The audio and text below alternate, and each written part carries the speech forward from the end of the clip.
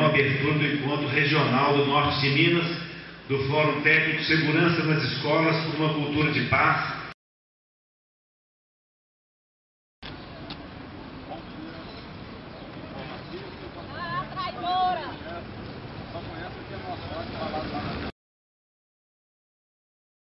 Eu quero começar dizendo o seguinte, que a violência na atual conjuntura tem atingido as pessoas, as instituições e grupos em todos os espaços.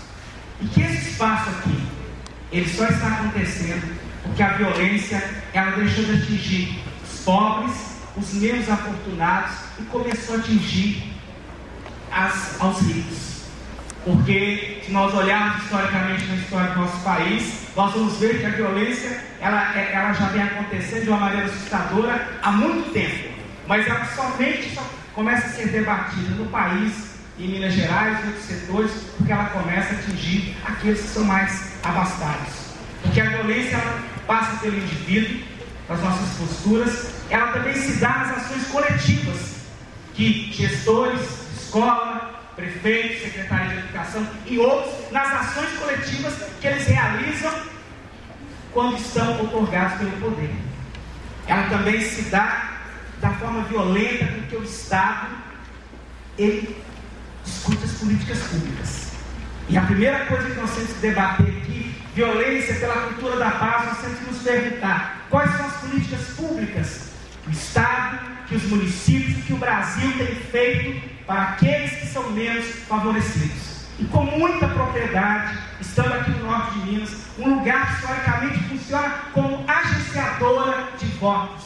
Tem uma grande bancada federal, estadual, essa região. Mas, de fato, as soluções não têm chegado para o povo mais sofrido aqui nessa região. E aí, nós começamos a discutir vandalismo, pichação, agressão física de colegas e professores da escola, bullying, assédio moral. Nós temos que começar, quando fazemos essa discussão, começarmos a pensar na estrutura capitalista do poder que é implementada no Brasil. Na estrutura de dominação que historicamente nós temos em Minas Gerais. Um Estado construído entre as montanhas, baseado no patriarcado, um Estado altamente conservador, preconceituoso com as minorias sociais que estão no interior desse Estado. Então nós temos que começar a pensar isso neste encontro aqui. E de se ver que essa violência praticada pelo Estado, ela desumaniza as pessoas. Ela faz com que as pessoas comecem a se afastar. O Estado hoje está aberto, construindo várias penitenciárias em todo o Estado. Minas Gerais está cheio de penitenciária, está cheio de centro para prender os menores infratores. E aí, quando nós vamos lá nesses centros, procuramos saber qual que é a cor desse indivíduo, de onde ele procede. Você vai ter um relato que a violência é uma questão histórica que está ligada à exclusão. E aí, nós temos que começar a entender que a violência ela é um fator histórico, que a violência ela é manifestada em todas as camadas sociais, porque nós estamos aqui hoje rompendo com o estereótipo. Quanto mais pobres são as pessoas, mais violentas elas são. E esse debate só está aqui hoje porque ela está atingindo a classe média alta desse estado, desse país. Senão não estaria aqui, porque o índio Galdino morreu, nós tivemos a irmã Dorothy, Margarida Alves morreu, nós temos no interior das cidades, das favelas, adolescentes mortos, somente era número. Quando a violência começou a atingir a classe média, que os representantes, que nós somos a maioria aqui fora, mas na Assembleia e no Poder nós somos a minoria, que as minorias que nos representam lá dentro começaram a atinar, trouxeram o debate na sociedade. E aí, a violência também, ela é reconhecida e naturalizada. Porque hoje os trabalhadores da educação, eles são a classe de gente pobre. E o que o Estado não dá conta de ligar, já que nós estamos empobrecidos e sofremos violência.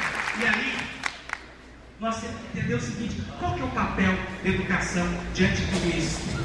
Os educadores em todos os espaços de Minas Gerais têm cumprido esse papel. Porque é o seguinte, nós sofremos com a desvalorização da nossa profissão, nós sofremos com o sucateamento das escolas públicas, sofremos com a falta de investimento do Estado e dos municípios em educação pública de qualidade. Nós sofremos adoecimento devido ao estresse, baixos salários, longas jornadas de trabalho, pegando condução nesse sertão para todo lado, para dar aula e para educar essas crianças. Nós sofremos nas escolas a depredação, o arrombamento, a escola sendo usada hoje para o narcotráfico, para a distribuição de droga e para o consumo. As superintendentes regionais de ensino e a própria secretária para violentar os trabalhadores. Nós fomos o tempo todo violentados na prefeitura e no estado de Minas Gerais. Nós sofremos com a agressão dos alunos, sofremos com a agressão inteira da escola, de nós conosco mesmos. Nós sofremos com a ausência de outros profissionais, e aqui está o deputado André Quintão, tem um projeto na Assembleia, porque nós precisamos de outros profissionais da escola, precisamos da assistência social, precisamos do profissional da segurança, precisamos do psicólogo, porque nós temos que dar conta depois de uma terceira jornada, de cuidar dos alunos, cuidar da nossa casa e cuidar para resolver o problema desses meninos que chegam lá com a família totalmente desestruturada. Para isso nós enfrentamos baixos salários, nós vendemos Avon, Natura, roupa dentro da escola, somos sacoleiros da miséria na região do norte de Minas em relação à educação neste lugar.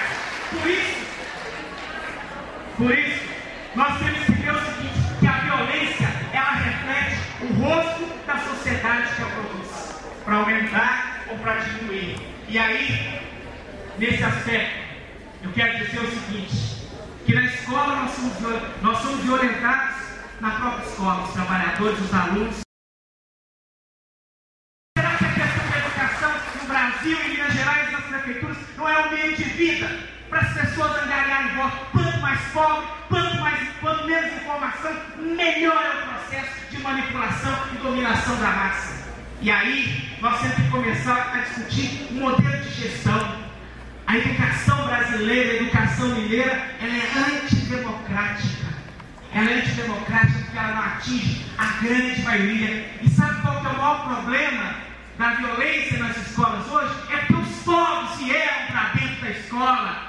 Antes era na escola que ela dava certo porque você proibia na entrada. Então você tem que garantir acesso, a permanência e a qualidade e garantir que a diversidade seja presente nesses espaços. E para concluir, nós temos que discutir também aqui nessa mesa que a escola também, ela promove violência. À medida que nós, trabalhadores, educadores, nós reproduzimos esse modelo no interior das escolas. Nós sofremos a violência e nós reproduzimos essa violência. E para terminar e concluir, eu estava ontem preparando e encontrei um livro do Leonardo Boff, da editora Garamundi. Ele diz o seguinte: aqui se busca uma solução individual para um problema social.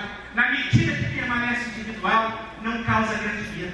Pelo contrário, os causadores principais da violência estrutural, as classes dominantes que controlam o ter, o saber e o ser, sentem-se tanto mais seguras quanto mais duramente se aplicam as leis contra os marginais. Assim conseguem fazer esquecer que são os principais causadores de uma situação permanente de violência. Mais ainda, vivemos um tipo de sociedade cujo eixo estruturador é a magnificação do consumo individualista. A publicidade apresenta os produtos como sacramentos produtores da graça e da felicidade total. Ela enfatiza que alguém é mais alguém quando consome um produto exclusivo que o outro não tem. Cria-se uma relação social violenta porque se torna exclusiva.